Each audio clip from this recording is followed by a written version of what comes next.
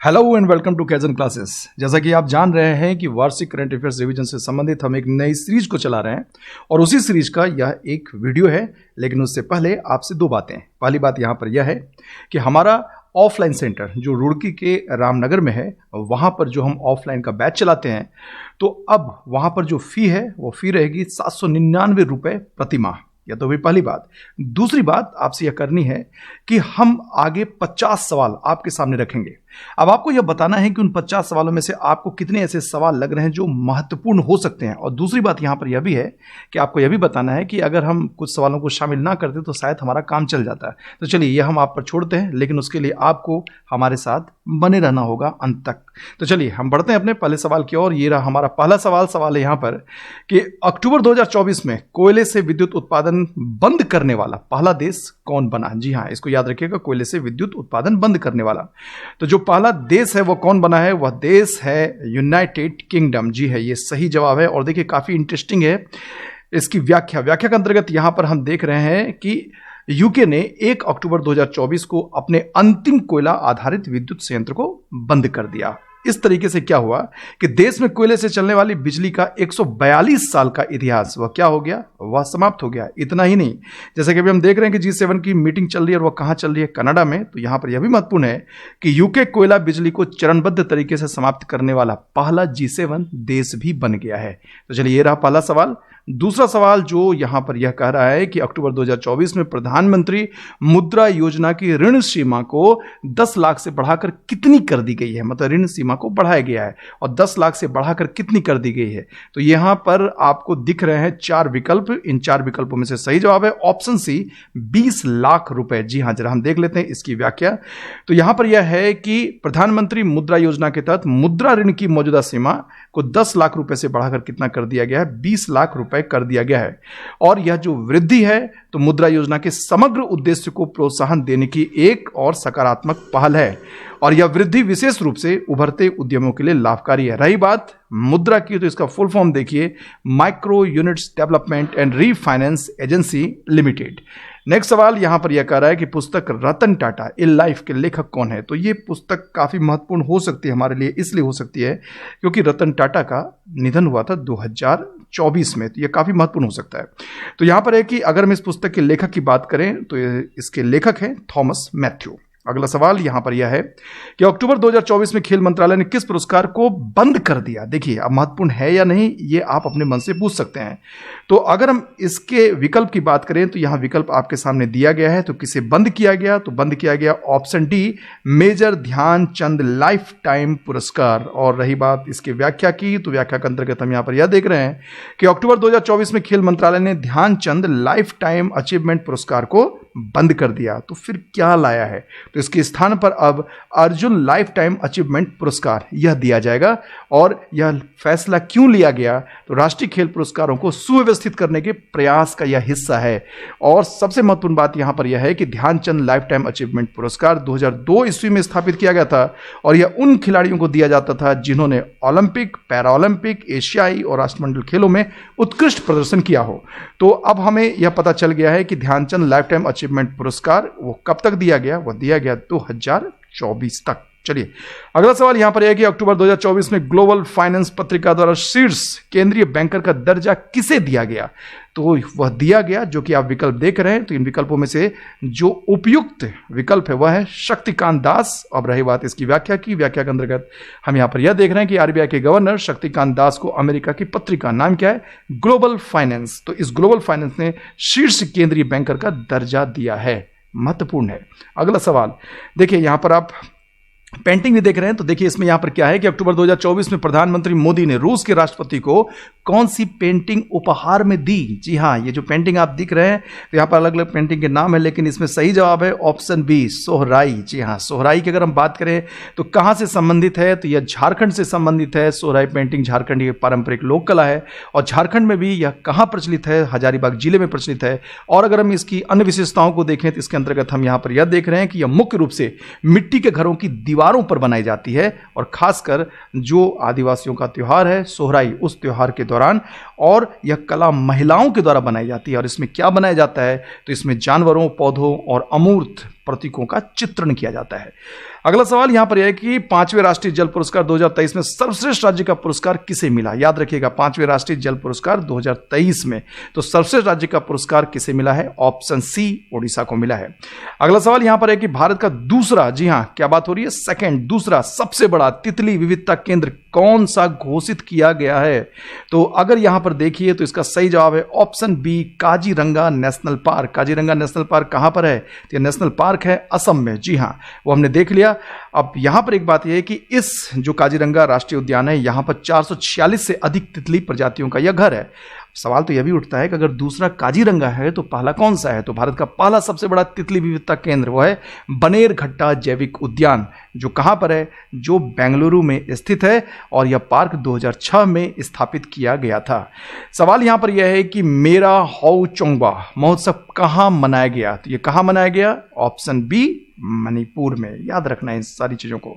अगला सवाल देखिए यहां पर है कि 27वीं अखिल भारतीय वन खेल प्रतियोगिता कहां शुरू हुई? तो यह क्या है? देखिए अखिल भारतीय वन खेल प्रतियोगिता कहां शुरू हुई? तो अगर हम विकल्पों को देखें तो इन विकल्पों में से सही विकल्प है ऑप्शन सी, रायपुर। तो अगर यह 27वीं है तो फिर पहला मतलब इसकी शुरुआत कब से हुई? तो प्रथम अखिल भारतीय वन खेल प्रतियोगिता वर्ष 1993 में हैदराबाद में आयोजित की गई थी। नेक्स्ट सवाल यहां पर यह देखिए, सवाल है कि कटी बिहू त्योहार अक्टूबर 2024 में कहां मनाया गया? तो जवाब आप ऑलरेडी जानते हैं, इसका सही जवाब है ऑप्शन सी, असम। जी हां, कहां मनाया गया? असम में। असम में ही मनाया जाता है। चलिए अगला सवाल यहां पर है कि भारत सरकार ने स्कैम से बचो, ध्यान दीजिएगा, स्कैम से बचो अभियान किसके साथ शुरू किया? तो इसका सही जवाब है इन चारों में से ऑप्शन सी, मेटा। अब अगर देखें कि क्या यही दोनों है भारत सरकार, तो कौन कौन से मंत्रालय हैं, विभाग हैं, तो इसके अंतर्गत हम यहां पर यह देख रहे हैं कि इस अभियान में मेटा के साथ साथ भारत सरकार के इलेक्ट्रॉनिक्स और सूचना प्रौद्योगिकी मंत्रालय मतलब मेटी, गृह मंत्रालय, सूचना और प्रसारण मंत्रालय और भारतीय साइबर अपराध समन्वय केंद्र, ये सब के सब इसमें शामिल है, मतलब इस अभियान में शामिल है। अगला सवाल यहां पर है कि सिटीजन सेंटिनल ऐप किस राज्य ने लॉन्च किया है? तो सिटीजन सेंटिनल ऐप को लॉन्च करने वाला राज्य है ऑप्शन बी, केरल। सवाल तो जरूर उठा होगा आपके दिमाग में कि आखिर इस ऐप के द्वारा क्या किया जाएगा। तो यह जो ऐप है यह यातायात नियमों के उल्लंघन पर नजर रखने के लिए बनाया गया है, जिससे जनता को उल्लंघन की तस्वीरें और वीडियो अपलोड करने की सुविधा मिलती है।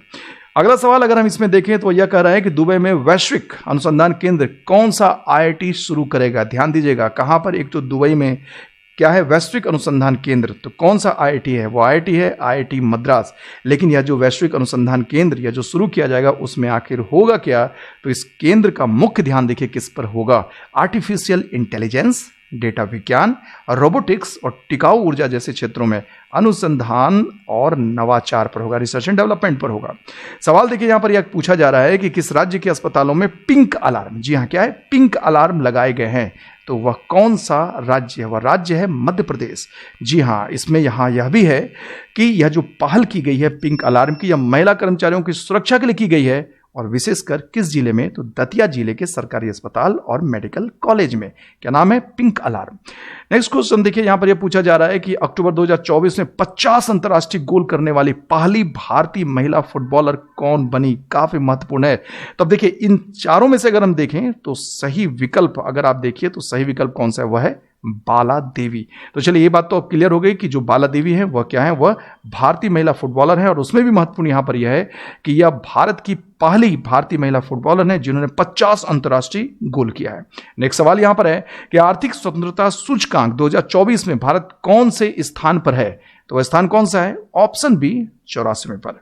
और इसकी व्याख्या के अनुसार हम यहां पर यह देख रहे हैं कि यह जो सूचकांक है इसे कौन जारी करता है? इसे जारी करता है फ्रेजर इंस्टीट्यूट, इसे जारी करता है। और इसमें किन किन पहलुओं को मापा जाता है मतलब आर्थिक स्वतंत्रता के लिए? तो इसमें देखिए कानूनी प्रणाली और संपत्ति के अधिकार, फिर मुद्रा की स्थिरता मतलब मुद्रा कितना स्थिर है विदेशी मुद्रा के सापेक्ष, उसके अलावा अंतर्राष्ट्रीय व्यापार की स्वतंत्रता कितनी दी गई है उस देश के द्वारा, और साथ ही साथ जो व्यापार है और जो आर्थिक से या अर्थव्यवस्था से संबंधित जो कानून है उसका रेगुलेशन कैसे किया जा रहा है, विनियमन कैसे किया जा रहा है। अगला सवाल यहां पर यह देखने को मिल रहा है कि भारत और किस देश ने अक्टूबर 2024 में गोवा तट पर नसीम अल बहर नौसैनिक अभ्यास आयोजित किया? तो भारत और किस देश ने, वह कौन सा देश है? वह देश है ओमान। अगला सवाल यहां पर यह है कि दीपिका कुमारी, जी हां कौन है? दीपिका कुमारी जो तीरंदाजी से संबंधित है, है कि उन्होंने तीरंदाजी विश्व कप में कौन सा पदक जीता। तो उन्होंने कौन सा पदक जीता? उन्होंने जीता यहां पर रजत। कौन सा जीता? रजत, मतलब सिल्वर जीता उन्होंने। अगला सवाल देखें हम, वो यह कह रहा है कि आईसीसी महिला टी20 वर्ल्ड कप 2024 किसने जीता? भारत, ऑस्ट्रेलिया, इंग्लैंड और न्यूजीलैंड। तो किसने जीता? न्यूजीलैंड ने जीता। और एक महत्वपूर्ण बात यहां पर यह है कि न्यूजीलैंड की जो विमेन टीम है उसने दक्षिण अफ्रीका को हराकर यह टाइटल जीता। और न्यूजीलैंड की महिला टीम है, उनका एक उपनाम है, उसका नाम है व्हाइट फर्न्स। और फर्न्स की बात करें तो यह एक पौधा है, तो इसे याद रखिएगा कि न्यूजीलैंड की महिला टीम को क्या कहा जाता है, उसे कहा जाता है व्हाइट फर्न्स। अगला सवाल यहां पर हम देख रहे हैं कि मिशन वसुंधरा 3.0 किस राज्य के मुख्यमंत्री ने लॉन्च किया है? मिशन वसुंधरा 3.0 इसे लॉन्च किया है ऑप्शन ए असम। अब जरा इसकी एक व्याख्या पे हम डालते हैं, तो यह जो है वो यह है कि इसका उद्देश्य राज्य के स्वदेशी समुदायों को भूमि अधिकार प्रदान करना। अगला सवाल यहां पर यह है कि किस राज्य सरकार ने विकलांग लोगों के लिए विशेष अदालतें स्थापित करने की घोषणा की है? महत्वपूर्ण है, आप हमारे साथ बने रहिए और आप बताते रहिएगा कि 50 जो सवाल अभी आपके सामने आएंगे और जो शेष बचे हुए सवाल है उसमें से कितने उपयोगी हैं। तो इसका सही जवाब क्या है? इसका सही जवाब है ऑप्शन सी। अगला सवाल अगर हम देखें वह यहां पर यह है कि ब्रिक्स शिखर सम्मेलन 2024 की मेजबानी किस देश ने की? जी हां, 2024 ब्रिक्स का जो शिखर सम्मेलन था 2024 में, उसकी मेजबानी किस देश ने की? वह देश कौन सा है? वह देश है ऑप्शन डी, रूस। और रही बात इसकी व्याख्या की, तो व्याख्या के अंतर्गत यहां पर यह है, यह सम्मेलन 22 से 24 अक्टूबर 2024 तक कजान, कहां है वह? रूस में है, तो यहां पर आयोजित किया गया था। नेक्स्ट सवाल काफी महत्वपूर्ण सवाल है कि WHO ने अक्टूबर 2024 में किसे मलेरिया मुक्त घोषित किया? वह देश कौन सा है? वह देश है ऑप्शन सी, मिस्र। जी हां। अब देखिए कि यहां पर जो महत्वपूर्ण जानकारी है वह जानकारी यह है कि WHO किसी देश को मलेरिया मुक्त घोषित कब करता है? तब घोषित करता है जब उस देश में लगातार, ध्यान दीजिएगा, लगातार 3 वर्षों तक मलेरिया का कोई स्वदेशी संचरण नहीं होता है। इसे एकदम से याद रखना है। नेक्स्ट क्वेश्चन की ओर बढ़े, और क्वेश्चन यहां पर यह है कि कालिदास सम्मान पुरस्कार किसे प्रदान किया जाएगा? मतलब इसे प्रदान कर दिया गया है, और वो कौन है? वह है रघुपति भट्ट। लेकिन सवाल ये उठता है कि कालिदास सम्मान आखिर कौन देता है, क्यों देता है? तो यह पुरस्कार मध्य प्रदेश सरकार के द्वारा दिया जाता है, और यह दिया जाता है संस्कृति और कला के क्षेत्र में उत्कृष्ट योगदान हेतु। अगला सवाल यहां पर यह कि भारत और पाकिस्तान ने करतारपुर कॉरिडोर को कब तक के लिए बढ़ाया? तो इसे बढ़ाकर कर दिया गया 2029 तक। यहां पर है कि भारत और पाकिस्तान ने करतारपुर कॉरिडोर समझौते को 2029 तक के लिए बढ़ा दिया है। और यह जो समझौता है वह क्या कहता है? तो भारतीय तीर्थयात्रियों को पाकिस्तान में करतारपुर साहिब गुरुद्वारे तक वीजा मुक्त यात्रा की सुविधा देता है। समझौते को 5 साल के लिए बढ़ाया गया, क्योंकि यह समझौता 24 अक्टूबर 2024 को समाप्त हो रहा था। लेकिन पहलगाम अटैक के बाद भारत ने जो इस कॉरिडोर का अपना वाला हिस्सा है उसको बंद करके रखा हुआ है, क्योंकि पाकिस्तान के साथ रिश्ते अभी खास नहीं है। चलिए अगला सवाल यहां पर है कि COP16 संयुक्त राष्ट्र जैव विविधता सम्मेलन अक्टूबर 2024 में कहां आयोजित हुआ? तो इसका आयोजन किया गया कहां पर?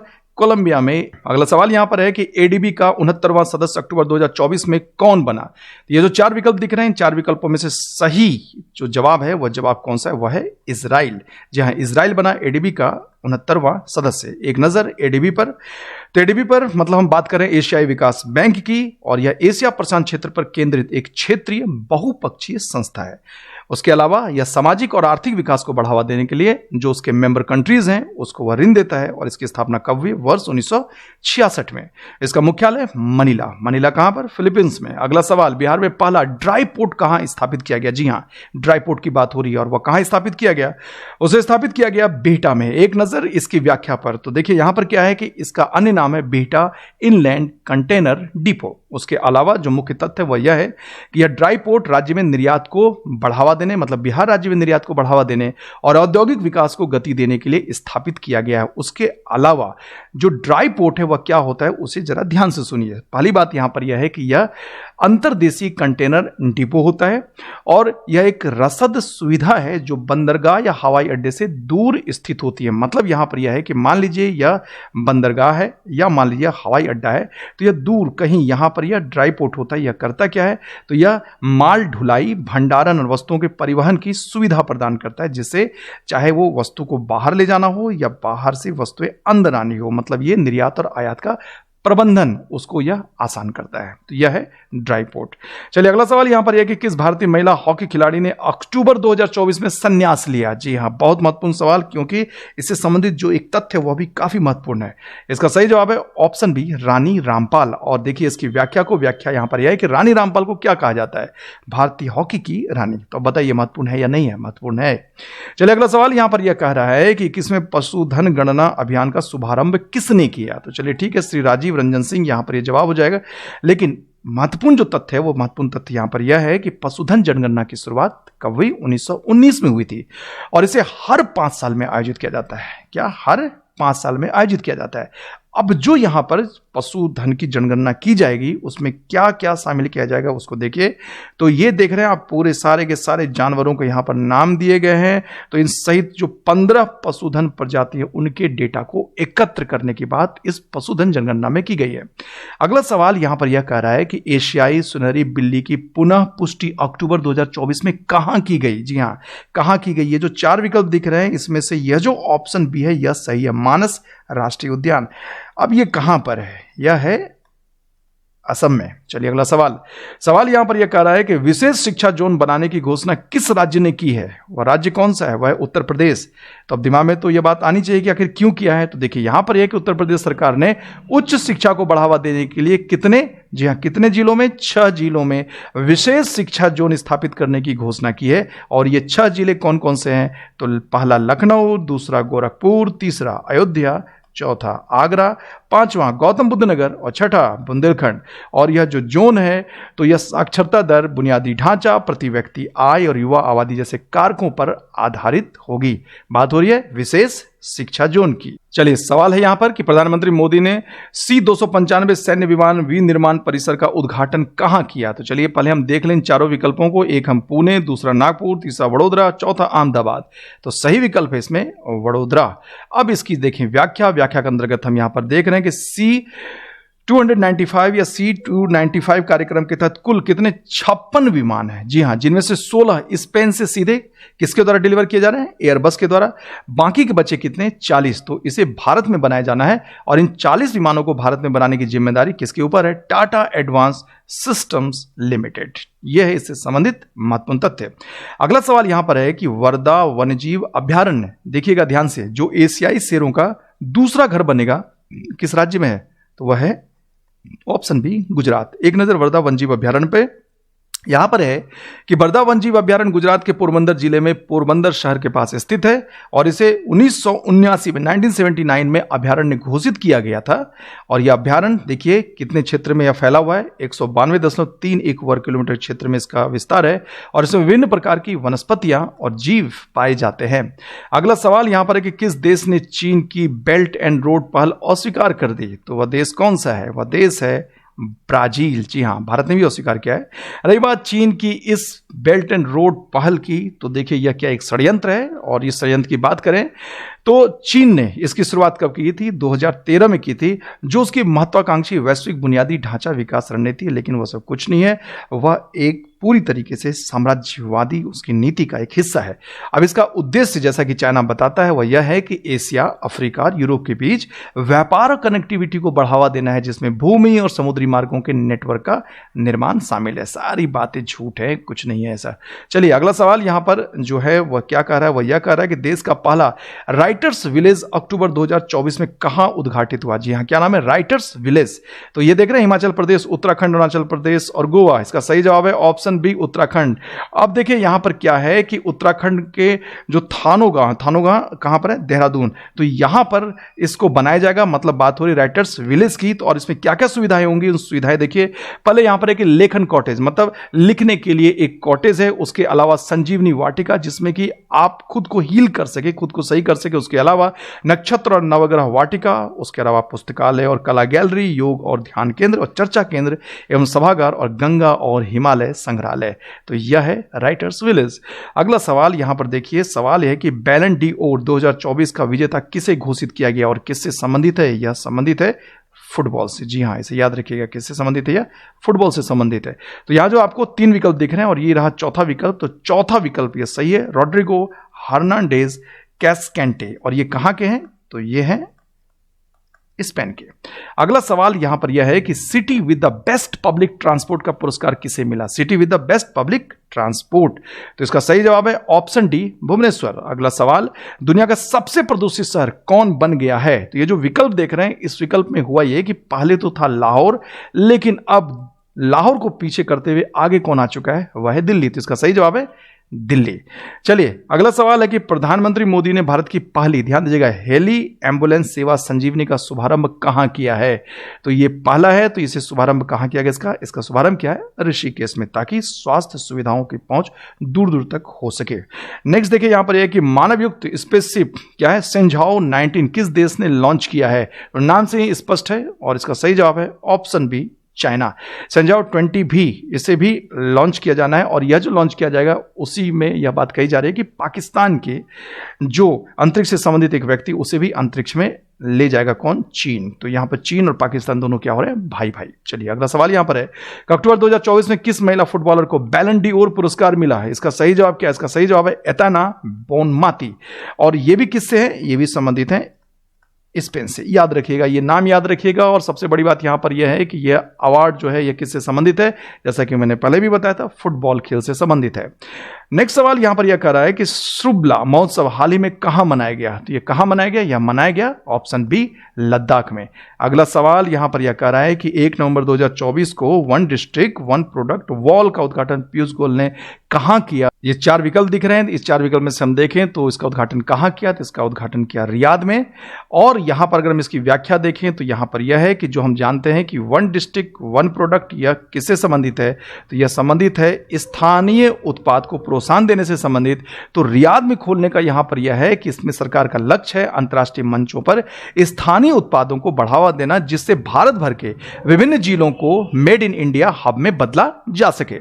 अगला सवाल यहां पर यह पूछा जा रहा है कि भारत का कौन सा चिड़ियाघर IGBC प्रमाणन प्राप्त करने के लिए तैयार है? जी हां, तैयार है। वो कौन सा? वह दुर्गेश अरण्य चिड़ियाघर। तो इससे संबंधित जो महत्वपूर्ण जानकारी जरा उसको देख लें। पहले तो हम देखें कि यह चिड़ियाघर है कहां पर? यह चिड़ियाघर कहां पर है? हिमाचल प्रदेश में।